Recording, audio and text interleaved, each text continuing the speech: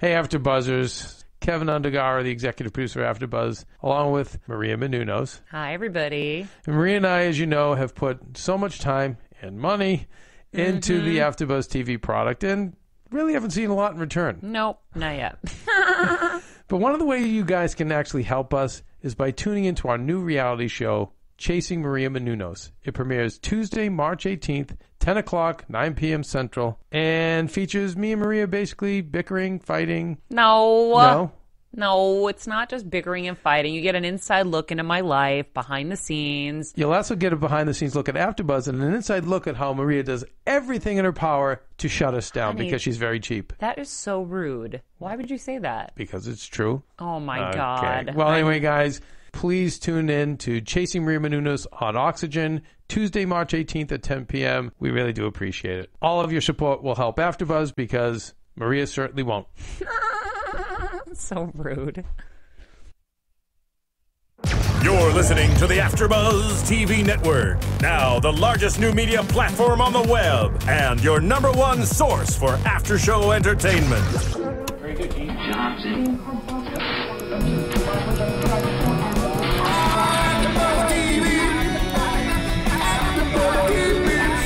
The AfterBuzz Studios in Los Angeles, California. Presented by Maria Menounos and streaming live thanks to Akamai Technologies. This is AfterBuzz TV's Bates Motel After Show. We'll break down tonight's episode and get you all the latest news and gossip.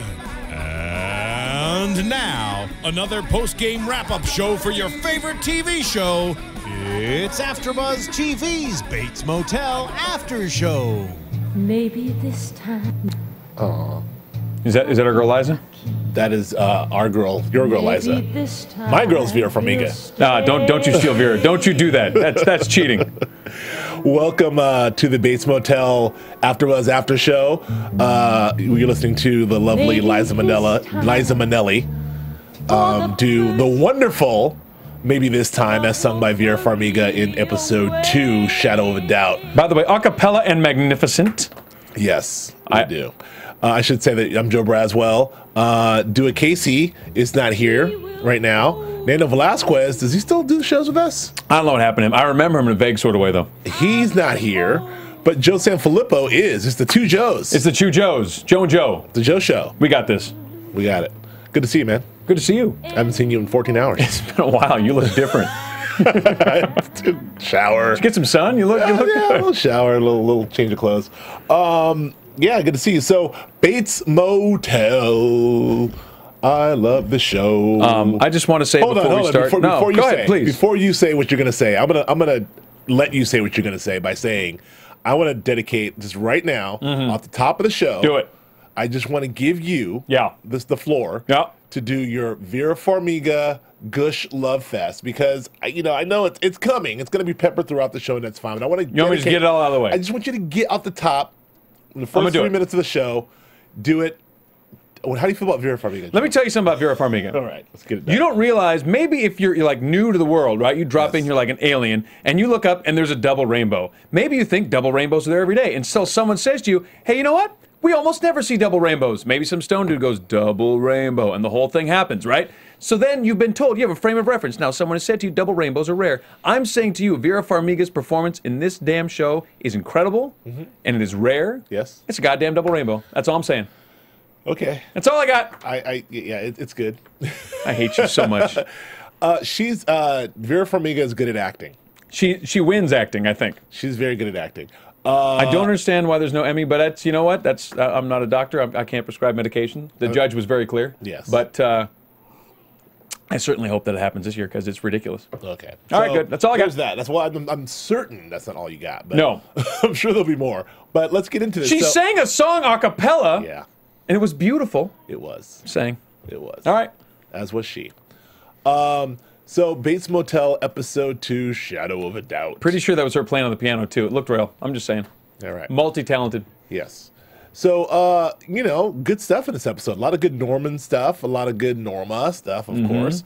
A lot of interesting Romero stuff. Just when you think you got everything in this town kind of like figured out, just when you think you have the lay of the land of the town somewhat figured out, the layers keep peeling back, man. Oh yeah, The town is one big onion. oh he was, yeah. What did he say about Gil, man? He's like, this isn't some. This isn't some pissant trimmer. That's it. This is Gil. This is Gil Turner. This is no joke. Yeah.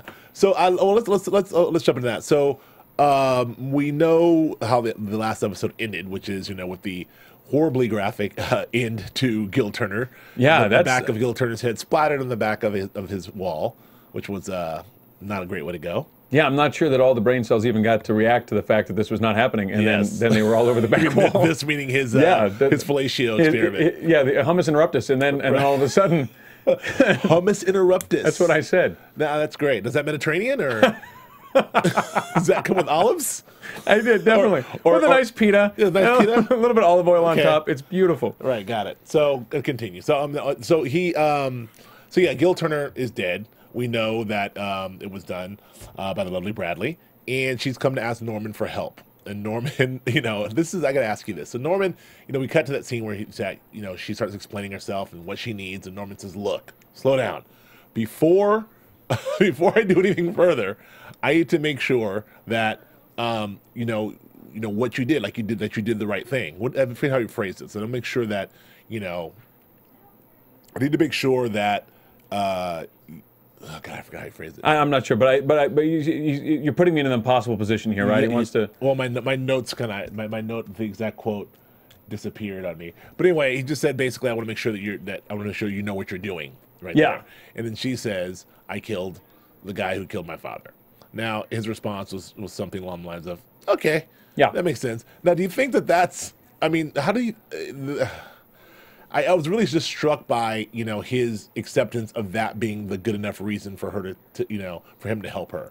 I mean, it's not like he reacted to the fact that you killed someone. He's reacted to the fact that. I mean, we got to remember, because Norman carries himself a lot like a somewhat older person. I found it. I need to know what you're doing makes sense. Okay, that's what he asked. So, and then she said, "I killed my dad." He goes, "Oh, that makes sense." Like that's what.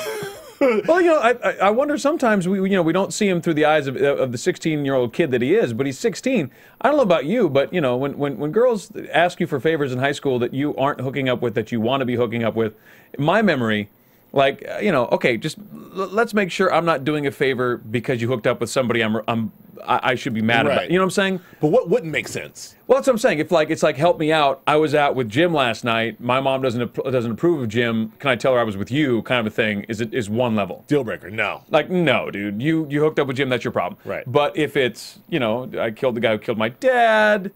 That seems to me it's a different level. That just struck me. I need to know what you're doing makes sense.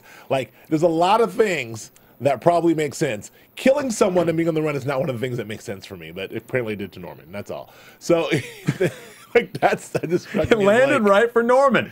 You're like, okay, that makes sense. But she is in trouble. She is a damsel in distress, and he does feel a certain kind of way about her. So that's understandable. So he decides to help her, and then we see that starting. We also see Norma at the beginning of the show getting getting examinated in a lady way, right? And she's doing her thing where every time she gets anywhere near anyone that even feels like a doctor, like the psychiatrist thing, she starts asking questions because she really wants to know, but she's not going to go actually seek out the help. But it's almost like, you kind of know stuff about the body. I mean, you're gynecologist-ish. You're head adjacent. So, what do you think? Your area of expertise is only 2.5 feet lower than this. What is? Yeah, and the gynecologist, she was pretty funny. She's very pragmatic. It's not really my deal. Yeah. So, but you're doctor, same thing. But I love the way how, in these moments, Norma has a very sort of childlike, again, that teenage girl. There's that teenage girl side of Norma that comes out, which is like, on some days she's very cold and calculating. Some days she's super manipulative. Some days she's sexy and seductive, as we saw her in season 1. And sometimes she's like a 16-year-old girl, like, I don't know. And it's just like, there's so many subtleties as to Norma's crazy, if you will, Norma's personality that Vera sort of does so well. And so would you say, that one. Could it be argued, just, that Vera Farmiga is maybe just killing acting, just annihilating it? She's doing pretty I'm just saying. But the gynecologist is, I think that was a pretty funny scene, because the gynecologist just almost like rolling her eyes, like, dude, come on, just what's your question? I can tell you who to go see. Yeah. If you're nuts, just tell me you're nuts. We did have the Do It Casey created normal drinking game. The amount of times that that the word normal is said. This episode you would have drank once, I think once or twice, but she says it there. Is that normal? She's always worried about normal. I think that's a great observation by the great Do It Casey, who is no longer here, is not here with us today, but she will be back. That would be one, one drink. So then we see, we talked about, we see our boys driving around where they discover Gil Turner. They're going to go by Gil's house, and they discover that Gil is dead, which means a lot of bad things for a lot of bad people, as Sheriff Romero seems very, very angry about it and very concerned about it and wants to get the guy who did this, which brings up a lot of questions about Sheriff Romero and his motivations and kind of how he's running this town. Oh, we said it last week. He's a gray guy. He's a gray character in a gray town. And he does, I think he does as much as he can without rocking the boat to the point where he won't be able to be where he's at. Right. I mean, there's a very clear power structure, and he's not at the top of it, I don't think. Yeah, I think that, Alex Romero has obviously been in this town for a long time. He knows the politics of the town, knows everything else. It's, to use the Joe Sanfelippo phrase, it looks like he's just trying to keep the crap in the horse, if you will, right? So, I mean, he's sort of like, look, I know what happens in this town. The town's the town. As long as people aren't killing anyone, as long as, there's a certain amount of violence that happens with this. In other words, someone's going to get a beat down. Someone's going to catch a beat down every now and then. But as long as we don't do business by killing each other, especially like this, point blank to the face. So I can't allow that to happen in this town. Is it really Sheriff Romero in the case like just trying to keep everything okay in this town where he understands the gray area? Or is it really like, is he complicit in this whole sort of weed game? And is he like, last year we thought he was some sort of super crime boss gangster, which doesn't appear to be. Well, I think if you look at the mafia back in the day, and anybody who runs drugs now, it's bad for business. A war is not good for anybody. Right. The only person a war is good for is the person that moves up at the end of it.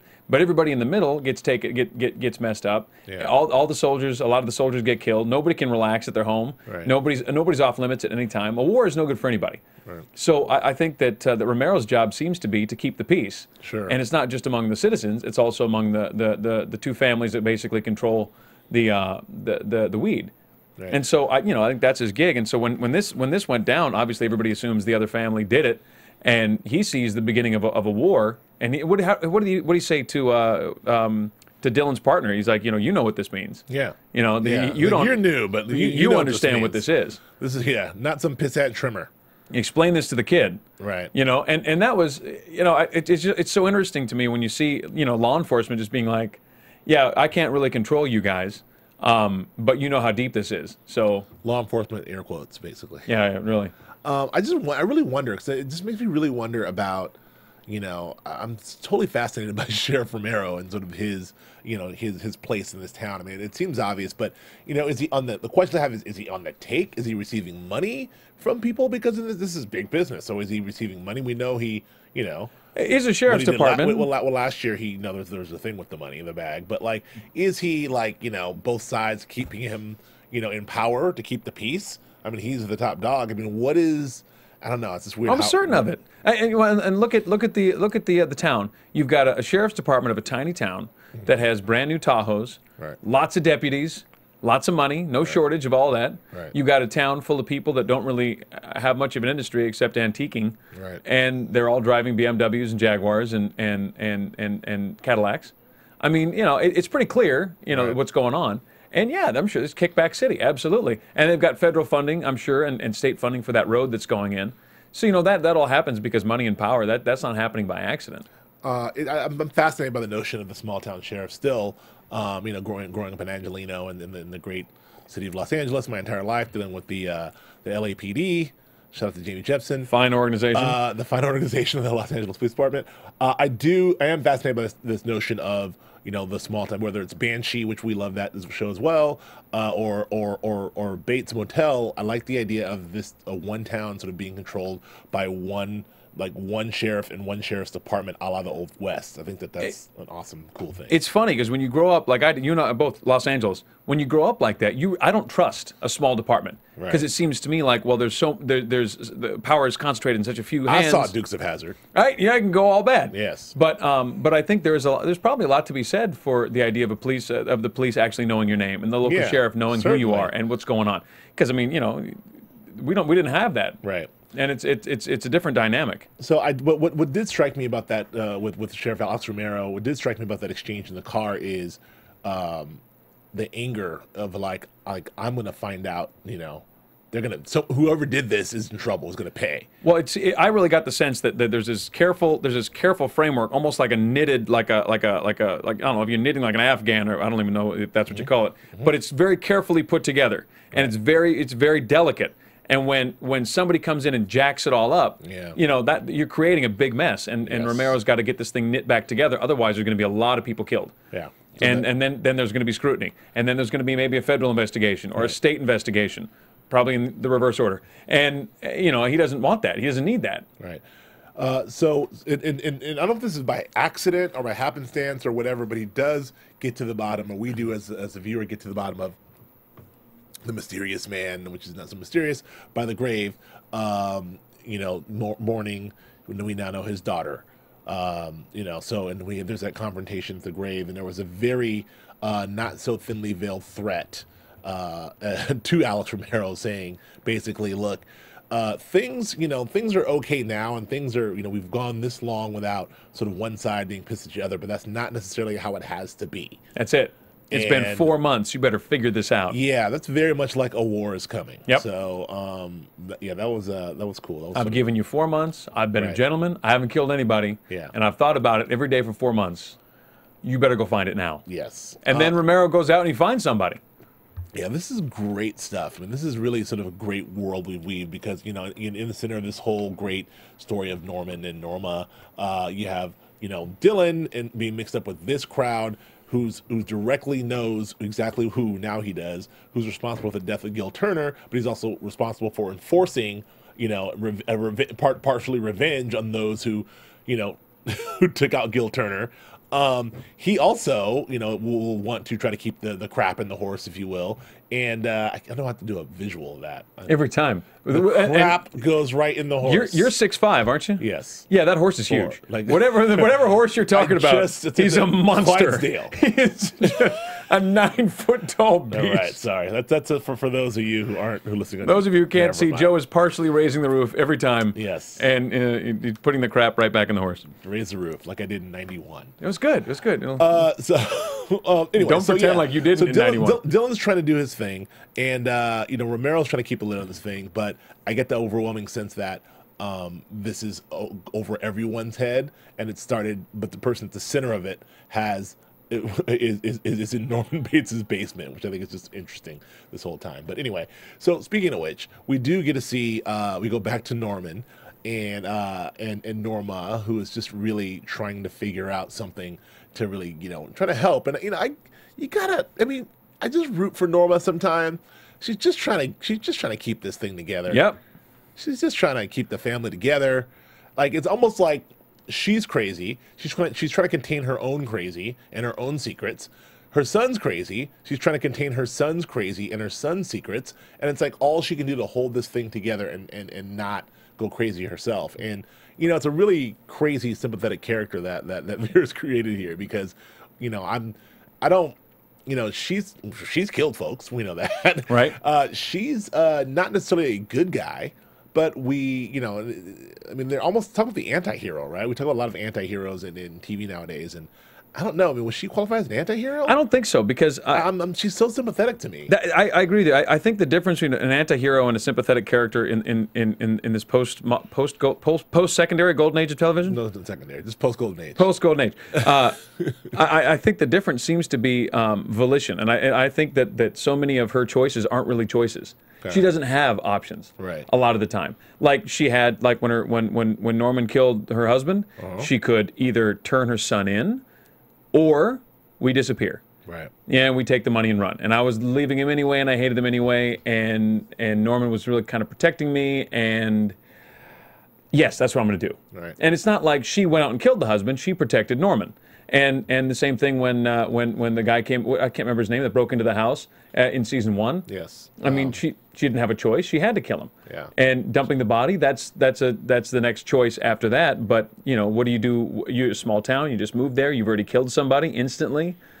Do you trust the sheriff? Do you not trust the sheriff? Meanwhile, the other guy's got the slave thing going on and down. I mean, I don't think that she's had very many opportunities to make better choices. I think that she's kind of stuck a lot of the time. There's a lot of ish going on in this small town. Never stops, man. Small town, big ish. Small town, big ish. Bates Motel. It's not on NBC or AMC. A&E. Yeah, owned by NBC. So she comes back. She has a great idea. You know, let's do a musical. Well, first she see where does she, I don't remember where she's at. The library where she sees that kid and the mom reading, and she gets that nostalgia. Yeah, and that's Norma though. She feels something. We need to do something together. And when she feels something, she feels it so strongly that she has to act on it. Yeah, like no matter what. So she never feels something like the rest of us, where we go, oh gosh, I remember when my little girl was a little. All right, okay. You know, maybe I'll give her an extra hug and kiss when I get home. Not Norma. Yeah. No, we're going to go do a musical. Well, she wants to recreate that. That's it. We're going to go back. I can solve this. There's the answer. Yes. We're going to go back and recreate that feeling and solve this whole damn thing. Yeah, that's how she rolls, which is fine. So she goes and confronts Norman. I got to say, you know, and Freddie Highmore is also very good at acting. He's pretty okay, that kid. He's pretty good at acting, too. But Norman Bates, probably the worst liar. Like, this guy is the worst liar ever. Like, Norm, what are you doing? Nothing, mother. I mean, I gotta go. Like, can you? This guy is like, what's in the basement? Basement? Do we have a basement? No. I mean, bye. Like, everything he said, like in that moment of, you know, when Norma's asking him questions, and then when Dylan comes in after he receives the phone call, obviously receives that phone call. And it's just so obvious that, you know, he's in love with Bradley, loves Bradley. He's like, yeah, whoa, haven't seen her, click. Dylan's like, wait a minute. Like, he loves this chick. He's not, something's off. Let me go talk to him. Hey, man, what's going on? No, hey, nothing. What's going on with you? Maybe she's dead. I don't know. Good night. Like, that. Really? Really, Norman? I think there's a tendency because, like I said earlier, Norman carries himself so much older and he has such a maturity to him and such a quietness. There's a tendency to forget that he's 16. The character is young. Yeah, well, I think he's older. Is he 17? I don't know, but look, we'll call it. He's 16 or 17. Yeah, okay. He's still in high school. He's young. Right. And so, I mean, I don't know about you, but my father, if he looked at me for any length of time when I was trying to spin some BS when I was 16, 17, right, I would just start saying things. Right. I gotta. What? No. Why are you looking at me? Well, I gotta fall apart. Like, I was terrible. Okay, I get that. I'm not saying that, but the point is that, like, he's covering up some pretty substantial things here. Like, he's sitting on a murderer in his basement. And, like, he's got to know that his mother and his brother do not buy anything he's saying. Now, obviously, Norma appears to be blissfully ignorant because she doesn't want to know. Blissful. Like, Norman, is there no? Anything else you want to tell me about like you and Mrs.? Yeah. But Dylan's like full blown, like, dude, really, what's going on? What's going on? Just, I don't know, man. Yeah, if you find out, maybe she's dead. Anyway, I thought that just struck me. I'm like, Norman's a really bad liar. So, you know, Dylan seems to not be very convinced, but goes away anyway. And then we see Norman going about his business of helping her get out of town. And then that very sweet exchange between Bradley and Norman, which I thought maybe they were gonna kiss. I thought so. I think he thought so too. Yeah, and there's a move where he kind of lurched forward, like almost. And then she didn't. She didn't do nothing. Well, she didn't move forward or backwards, but there was a moment there where it was like. Yeah, but you don't want that. You don't want that kiss to be like it's payment. Right. You know what I mean? You gotta. If she's not gonna lean toward you, then it would have been like, I'll let you kiss me. Right. Thank you for getting me all the stuff I needed. Yeah. You know. That was a pretty good scene at the little shop mart too. That was pretty cool. Yeah, with the hair dye, you mean? Yeah. Yeah. Getting stuff from my mom. You know, it's cool. Bad liar. Oh, what is that? We're all gonna die. Isn't that what he said? Like, die. Hair dye. I gotta go.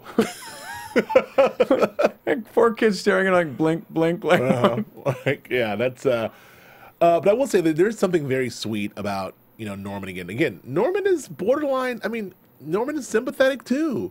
I feel, you know, like he's a sweet, like he really, like what he's doing on face value for Bradley, you know, harboring a murderer is really noble and sweet. Like he really just is very chivalrous, if you will. Yes. So he's not asking for any kind of payment. He's not like, I'll do it if we do it. He's basically saying, I'll do it because it's, it makes sense to me. Yes. So, It is very young. It is very idealistic, and Yes. that's noble.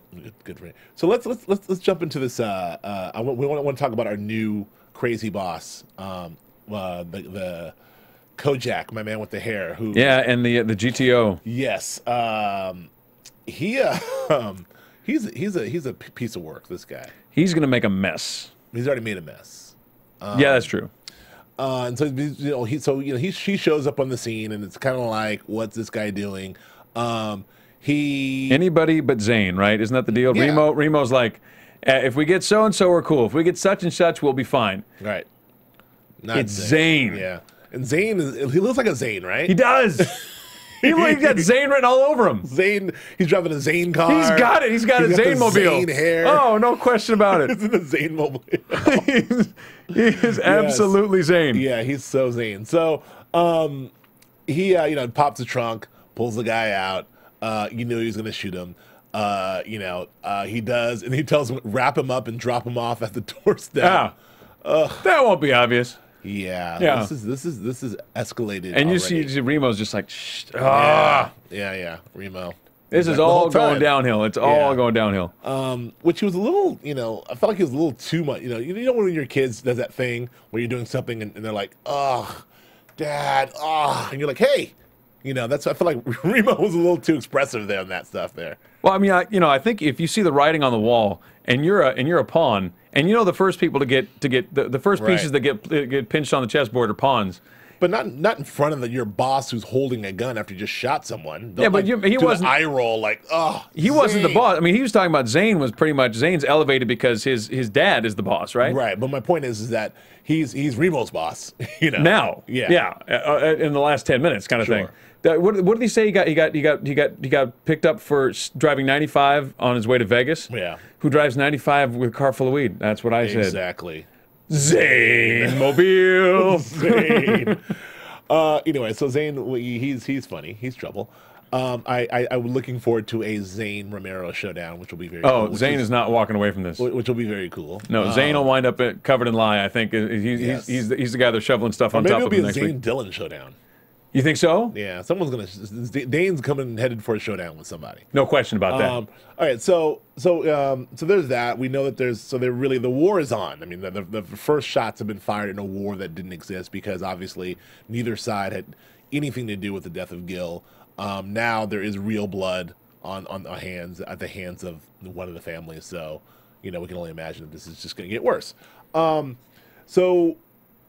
Also, sticking with the Sheriff Romero and what he's doing, he has a break in the case, in the murder case. Yeah, he picks up that guy whose name I don't recall right now. His name is, I will search it.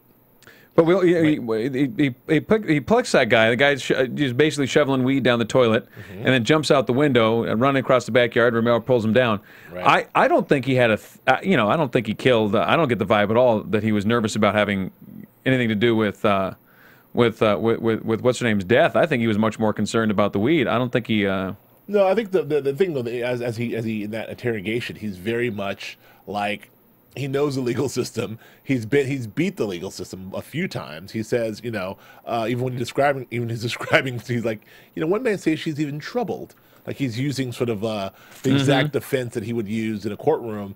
He's not worried about anything because he knows there's nothing on him that can pin him down. So he seems pretty calm about this whole situation. Plus, he's probably been here before. Like he's been like Romero alluded to the fact that like, look, I know you did this. I know you killed your girlfriend. Right. I know you did. Four people OD'd on bad drugs. You sold them. Exactly. I know that you're a bad guy. And he's like, yeah, but you got nothing on me. And so he seemed not worried at all. So I think Romero. I love the fact that Romero really had a decision to make there. When he's sitting in his office in a later scene, drinking his whiskey, it's like, do I take this guy down? Do I do what I have to do to take this guy down in order to solve this crime and button this thing up? Excuse me. Even if I know that I may not have sufficient evidence, do you think this means he's going to maybe not tamper with evidence? This guy left fluids He didn't deny that he left the fluids. It's not enough. It's not enough. Well, here's the thing. Didn't deny they left the fluids. He was very, very slick, though. He's like, were mine the only ones you found? Yeah, no, he knows. He knew the score. Right. But I think that Romero's really got pressure from her dad, from Miss Watson's dad, to get to the bottom of this. And it sounds like, it sounds like that scene in the cemetery is very much like, hey, I'm keeping this all on simmer for you. If I turn up the heat, this whole thing is going to pop off. So you better get to the bottom of this now, right, or I'm going to go ahead and get into it. Right. I mean, yeah. I guess what I'm getting at is I wonder if Sheriff Romero will have to plant some evidence or doctor some evidence in order to put this guy away. Because if he seems to think that he has to do something, but this guy has to go down in order to restore some order. Yeah, we have to get this tucked away. I've got to get this, because otherwise, right now that Gil's dead, we've got now we got 2 murders unsolved, right, of relatively prominent people. One of them very prominent. One of them, they're both prominent. Right. We can't have this. We got to get to the bottom of this now. Yeah.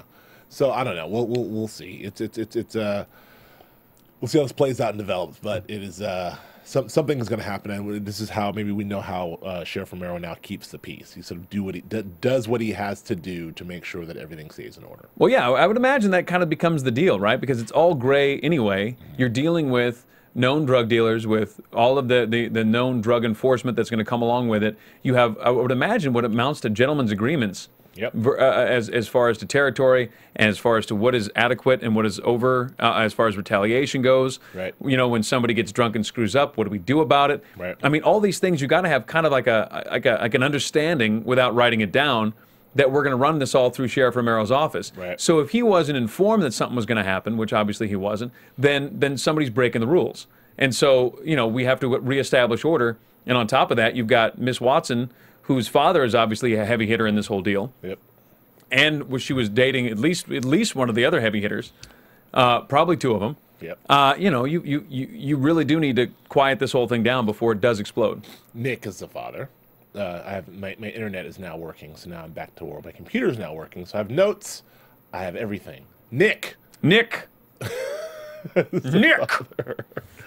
Yeah, so we'll see how this works out. But so now I just want to switch back to Norma, basically, because Norma has, we talk about the idea of the play. We see this great moment where Norman is really just trying to do his best to take care of his situation in the basement. Well, we didn't talk about Sandman, which I thought was absolutely that's what I'm lovely. getting to right now. All right. So Norman's trying to get to his thing in the basement, but at the same time, Norma wants to work out and try and see what they can do on the piano and work out some things. And so we get a lovely a lovely rendition of Mr. Sandman as sung by Norman Bates, which they used for the season 2 trailer, which was awesome. Yeah, you put a little bit of reverb, a little bit of echo on that. It does instantly become haunting. Yes, it was very awesome. And Freddie Highmore was singing his little heart out.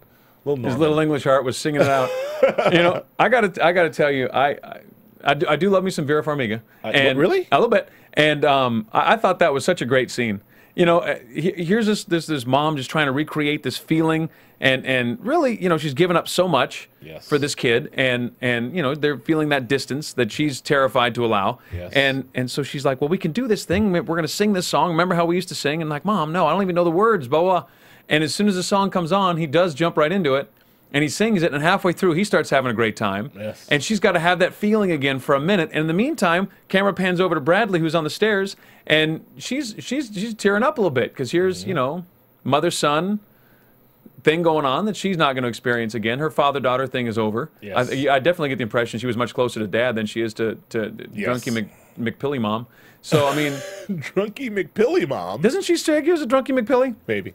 So I mean, I really I thought that was very touching and moving. I enjoyed it very much. It was very touching and moving, and again, it's more insight into the Norma dynamic and relationship, which I will bring up. I forget my guy on Twitter, but who commented on the fact that I'm always talking about them. I'm obsessed with this incest. The incest. It's I say that it's an incestuous relationship. I'm not obsessed with the fact that are they going to do it or do they have sex or they won't have sex or have they or whatever. I'm saying the fact of the matter is the Norma Bates relationship is very incestuous. The way that it just is what it is. It is. Norma and Norman are not normal. That is how this works. Right. And if you guys, that's the whole crux of the show. I mean, the whole show would not exist if their relationship was not inherently odd. Too much close talking, too much, but behind your back, leaning over the shoulder. Cheek Oh, to way cheek. too much touchy. No. And when she comes out, when they come out of the audition, they're not going to do the audition. He changes his mind. Let's go back in and do this. Where does she kiss him? She doesn't kiss him on the forehead. Doesn't kiss him on the cheek. She kisses him on the lips. Yes. I've known my mother my whole life. Yes. I can count the times I've kissed my mother on the lips. It just doesn't happen. Yes. So I mean, I think and the whole show is predicated on the idea that Norma got paid off on her husband's life insurance because she protected her son. Yes. As opposed to saying what really happened. Yes. And this is kind of the whole show is based on this. So to pretend it's anything else is kind of closing your eyes to I think what the show is a pillar of the show, so to speak. Sure. And we'll get into a little more of that later. So we get to let's talk about this audition. So we have that sort of scene, and we have this sort of tension building where Norman has somewhere to go. He promised Bradley he'll be there at 8. He's got to go to this audition. I got to talk about this audition ever so briefly. I did community theater when I was 18 or 19. I was 18. Mm-hmm. It's a wonderful experience. Yes. You're so dismissive. That's your big time Top Gun actor. No, that's not what I'm saying. I'm saying you're so dismissive of community theater. Community theater is a very the little people. It's a very specific thing. It's a very, very specific thing. It's people who enjoy it for its sake. They enjoy the theater for its own sake. I have never been a part of one that looked that professional. That was very serious. Yes. That was a serious theater. That was a serious crew. I mean, the pantsuit lady was pantsuiting it up. She was. She's from what was from Hung? She was from Hung, wasn't she? She was the she played the madam that you never saw Hung. HBO, good show. Yes. I mean, I've seen it, but I don't remember it. But yeah, great. Yeah, that was a great. I love the whole idea of the community theater, this large scale community theater in a small town. Yeah, where it's like no joke, giant. Like you walk in there and there's like 15 million people auditioning in the hallway. Me. I'm like, how big is this town? Well, you know what? Can I just speak a little bit? Ladies and gentlemen, Marissa Serafini, producer extraordinaire. I've actually been a part of a community theater. I've been a part of that kind of society and whatnot, and some community theaters are really nice. They are well funded by the city, and even you have volunteers. You have people's names that donate money to make theaters grand like that. So I can understand if it was a really nice theater. It was beautiful. You will enjoy it. Thank you, Marissa. I probably would. Ladies and gentlemen, the magnificent Marissa Serafini. Yes, and just tell Joe that everyone's not a big shot. That's not what I was saying. That's not what I was saying at all. I was impressed with the scope of the community theater. So the audition. Try to put words in my mouth. I always do it. The audition happens, and it looks a little intimidating. And Norma says something to the effect of, well, I'm a little scared, but I'm a little nervous, but this will be good.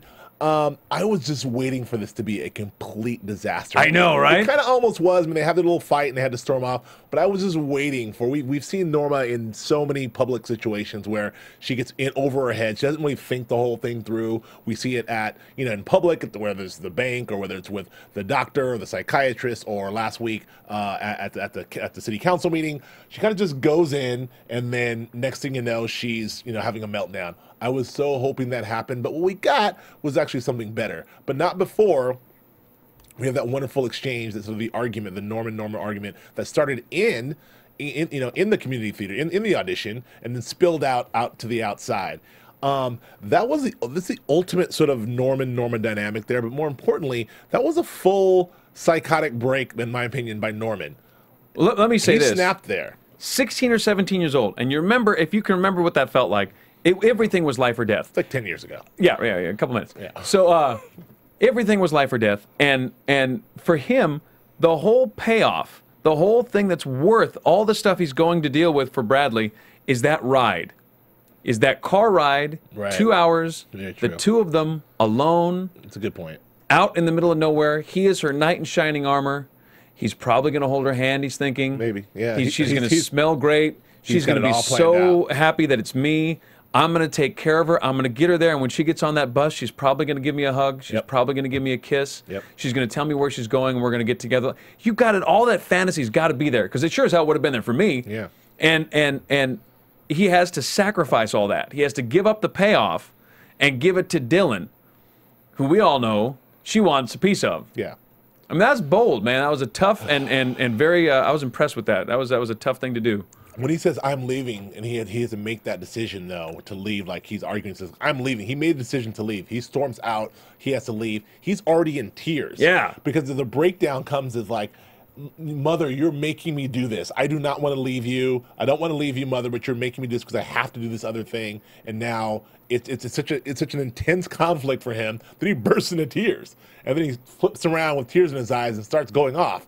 You're and it goes into like Norman Bates mode, which is good. Freddie Highmore doing some great acting there. And feeling all that pressure too. I mean, they do such a great job. He does a great job with it. Right. You know, can you imagine? I mean, I grew up with three brothers and two sisters, one brother. Right. My mother didn't have all her eggs in one basket by any stretch, so none of us felt that pressure. But he's got to feel all that. There is no husband. There is. I mean, Dylan's halfway there. Right. You know, but all the pressure for all of Mom's reason to be and all of Mom's love is on him.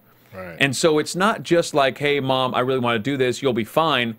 It's all of her expectations and her hopes. And what she's going for is not just about her. It's about them together. He's got to feel all that. Yeah, but you're also missing the most important part of that, too, is it's not about him feeling the pressure from her. It's about he wants to be there for her. Like, he is agonizing because he does not want to disappoint his mother. He doesn't want to let her down. Like, it's a true conflict for him that maybe causes these breaks. But in my opinion, he sort of blacked out and was going into, like, basically very hateful speech. I hate you. You see this with them a lot. This is this dynamic you see with them where one of them kind of loses it tremendously and the other one is like, oh, I'm sorry. No, it's fine. It's fine. It's fine. The other one's like off, losing. When Norma loses it, she goes. And Norman's like, Mother, no, I'm sorry, Mother.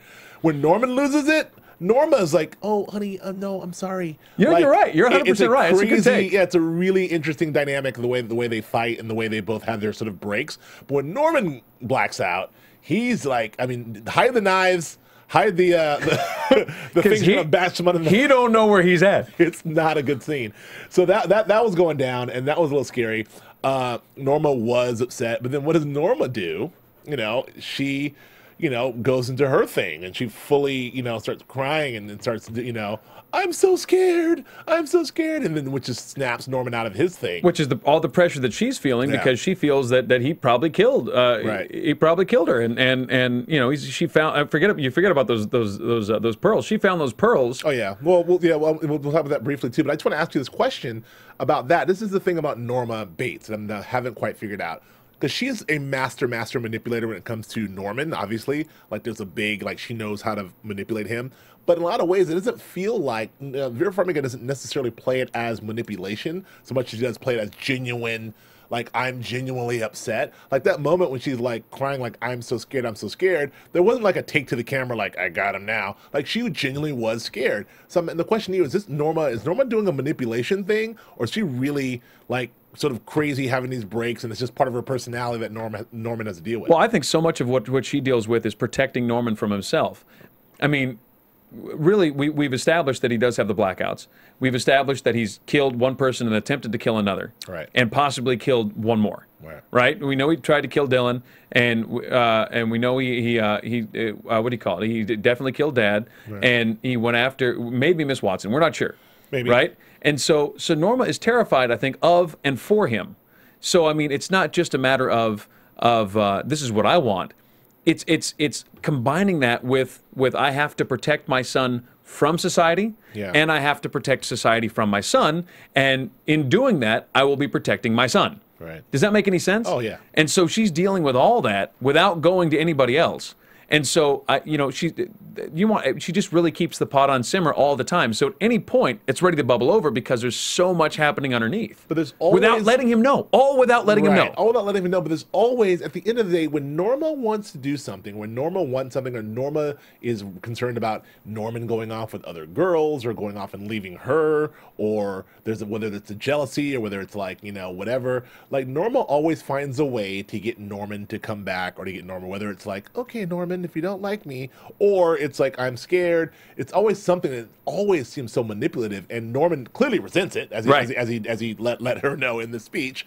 But it's just interesting, because I didn't really feel like that she was on purpose manipulating him. It really felt like she was genuinely scared and trying to keep this thing together. Well, it seems to me it's a combination of what she wants and that and that fear of and for him. Right. And I think it's the combination of the two that makes it so compelling, because it's not that she's not manipulating for its own sake. It's more than that. Right. And the other side of it, I think that is it can't be overstated, is that he doesn't know.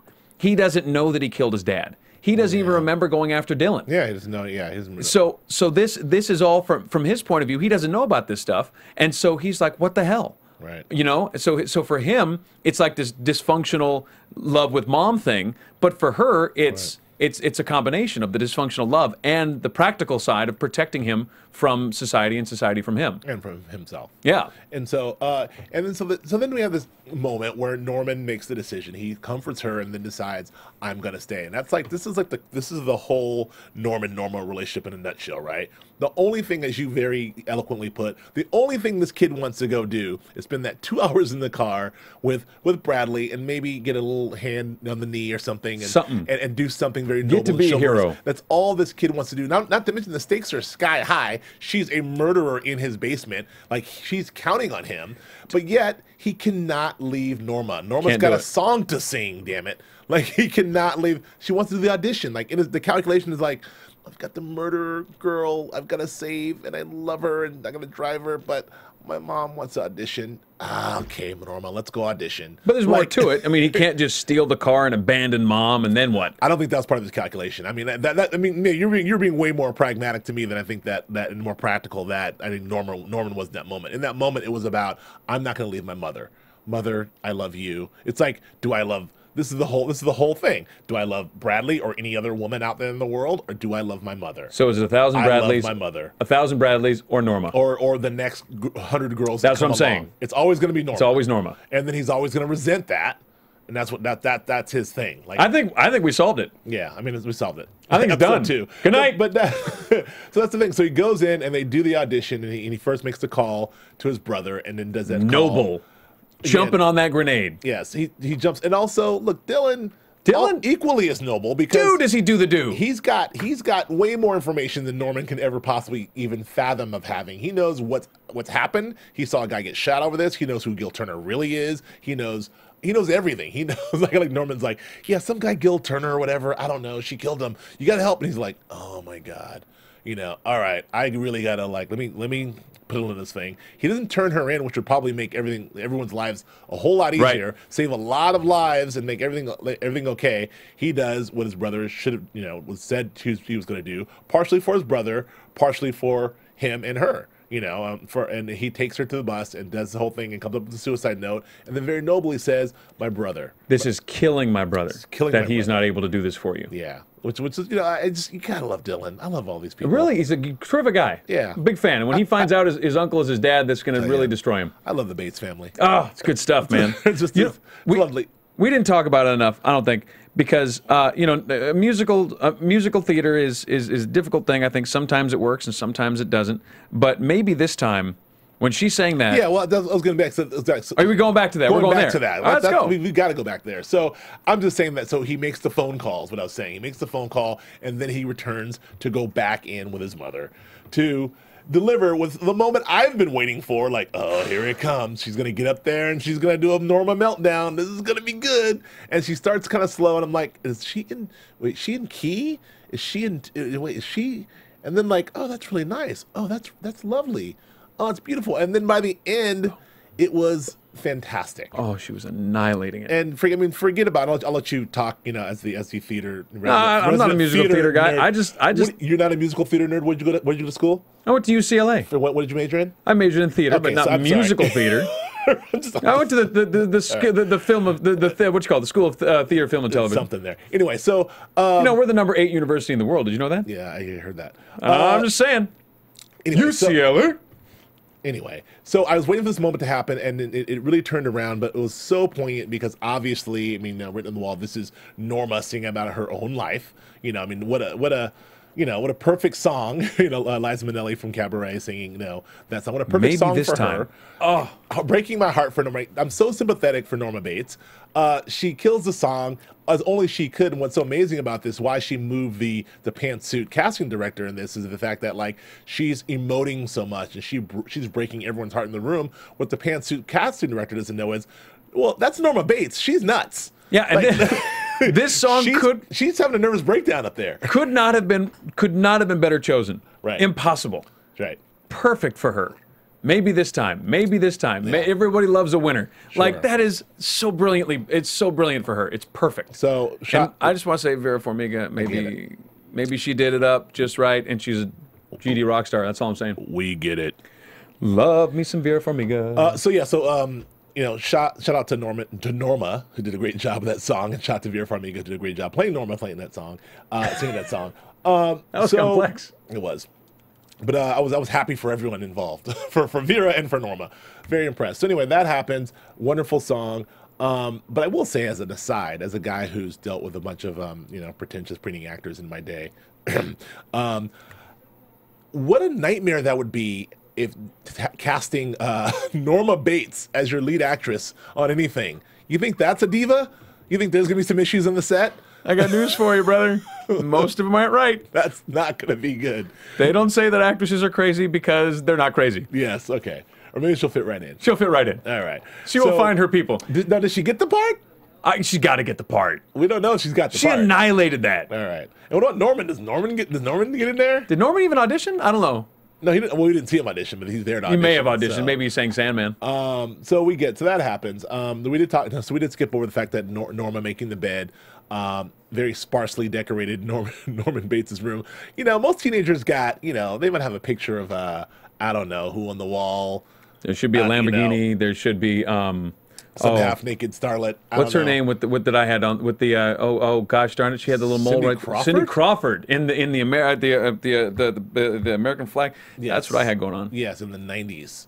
Norman, when I was a teenager. I don't know, Norman, he'll have, like, I don't know, whoever he's got up there. Just saying, Cindy Crawford's timeless. You can do that. She got meaningful beauty going on. You can have Cindy Crawford. My man he's got one pillow, and he's got his stuffed dog, right? Stuffed dog.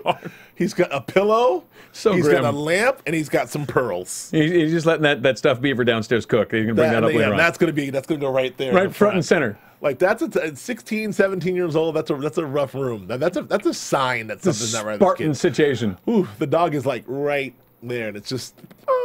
Anyway, so she finds the pearls, and she's very, very, very concerned. When they have the break outside, he does ask her about it, and this is what sort of turns the argument outside. Was when she confronts him about the pearls, and he's like, "I found them in my pocket." And then it's like a weird moment where she's like, "Oh no," and he's like, "I know this sounds crazy. I don't know what." Maybe I picked him up when I was, Yeah.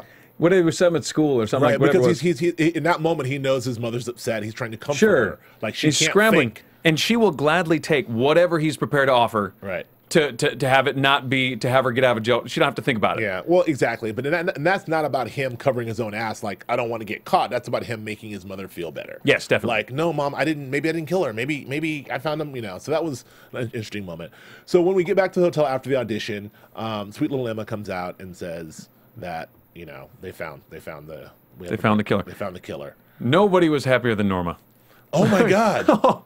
You didn't kill her! Yes. Yay! Yes.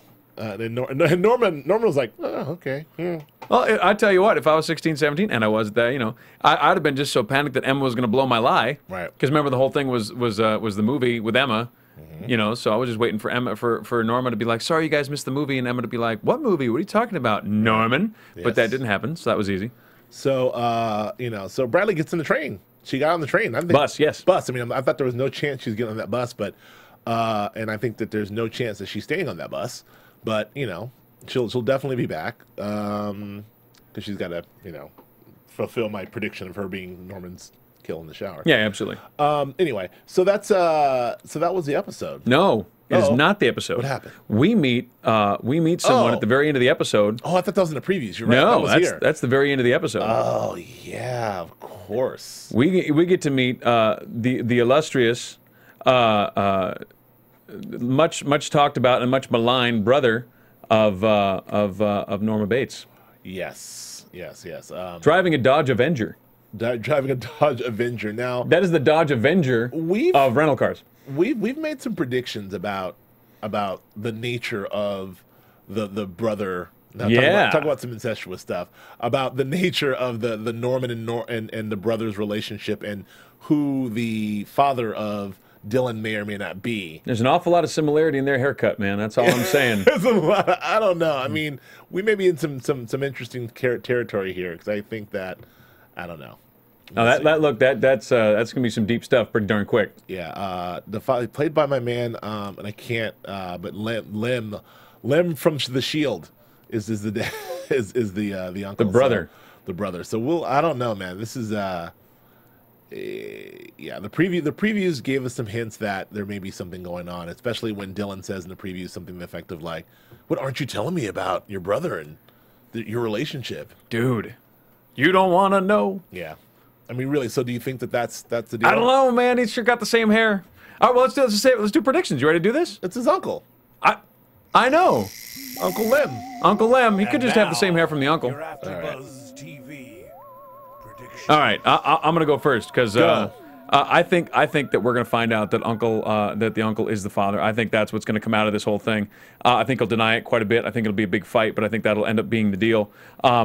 And I think that this whole Bradley suicide note thing, it may calm things down. I do not think Romero's going to buy it because there will not be a body. Bodies tend to make things more convincing as far as suicides go. Right. I think Drinky McPillerton will take it. I think Mommy will be okay with it, but I don't think that Romero will accept it. And then that's all I got right now. All right. I also predict that the Uncle Bates is the father, and we'll see how that shakes out. I think that he's only going to be around for a couple of episodes. I also think that Dylan will end up. I feel like that Norma will end up killing him. And you think Norma's going to kill the brother? Yeah, because I think that there's an abusive situation there, or there's a weird situation or something there that Norma's going to be like, what are you doing here? You can't be here. And then she's going to kill him, and then Dylan's going to freak out because that's his dad, and blah, blah, blah, blah, blah. That's where I'm at. Mic drop. That's what I think. Good night, Wisconsin. Kenny Johnson. Gosh. Sorry, that. Got it. Kenny Johnson is the father. Uncle. Joe, where can we find you? You can find me on the Twitters at Joe Flippo, JoeFlippo, and my website is josephsanflippo.com. I'm Joe Braswell. You can find me on Twitter and Instagram at Joe K. Braswell. Do it, Casey, and maybe Nando Velasquez will be back next week. We'll have some more light shed into this wonderful world, more Vera Farmiga, more Freddie Heimer. And you love Vera Farmiga, right? I do. All right. Thank you guys very much for listening to us and downloading us on iTunes. We really appreciate that. For rating us, you keep us in the top 5 and the top 10. You keep us up there, and we love your loyal fans who followed us from this season to last season to this season. We appreciate you very much. That's all I got. That's it for the two Joes. We'll see you next week. From executive producers Maria Menounos, Kevin Undergaro, Phil Svitek, and the entire AfterBuzz TV staff, we would like to thank you for listening to the AfterBuzz TV network. To watch or listen to other after shows and post comments or questions, be sure to visit AfterBuzzTV.com. I'm Sir Richard Wentworth, and this has been a presentation of AfterBuzz TV. Buzz you later. The views expressed herein are those of the hosts only and do not necessarily reflect the views of AfterBuzz TV or its owners or principals. Thank you for watching AfterBuzz TV on YouTube. For more of your favorite after shows and interviews, subscribe to our channel here, and be sure to share your opinion on the episode in the comment section below here. We'd love to see what you guys are buzzing about. Thanks again. Buzz you later.